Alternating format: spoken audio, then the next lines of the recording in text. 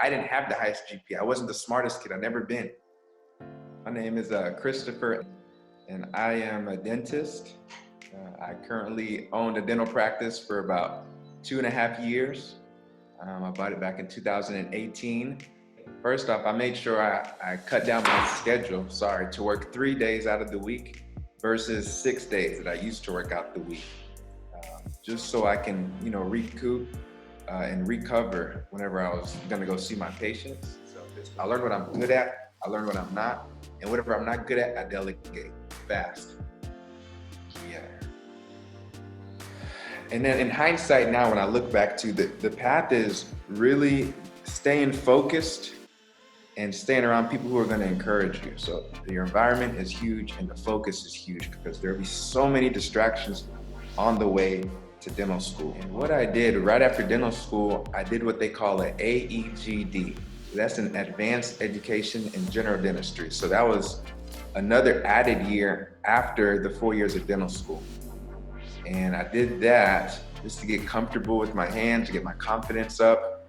And then I worked for 1.5 years for many different dentists just to see how it worked.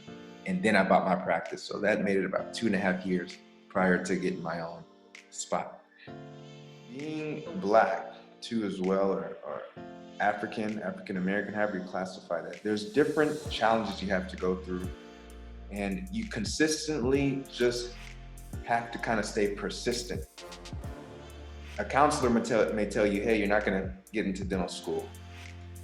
But the focus is the key. And then the next thing is who you're around, the friends you keep,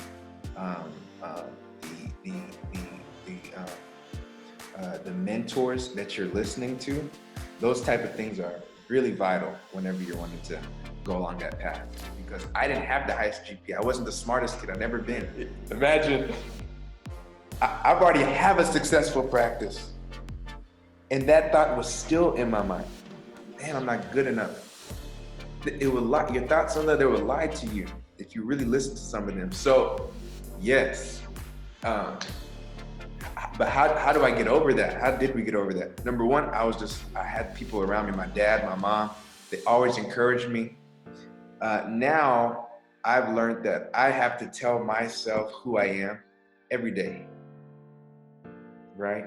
Every morning before Instagram, before I hit Facebook, before anything, I have to, depending on how you do it, some people meditate, some people pray. I have to do that first, and then I have it, and I write it down with the pen. I have to see with the pen and paper who I am, my goal, my why, and my mission in life. And then the fourth thing, I have this thing now where I have a whole thing written, and then I have it where my wife's voice is the one reading it. And when I listen to that, nothing will stop me. Those are things now that keep it to where I'm constantly feeding that to my mind, to where when all those doubts of, hey, I wasn't smart enough, I never had the grades in school, all of that comes in, I recover quicker versus staying in those slumps for a longer period of time. So here's the juice. This is the real juice. The earlier you know, the more advantage you have. I'm always big on living your life with intention. Not what other people want you to be, not what you think they should be or you should be, but intentionally living it for who you really believe you're here to be. And consistently telling yourself that you're not going to be influenced by everything and all the things that are around you whenever you're trying to achieve your goal. So really just living that life with intention is really my biggest, hope for you.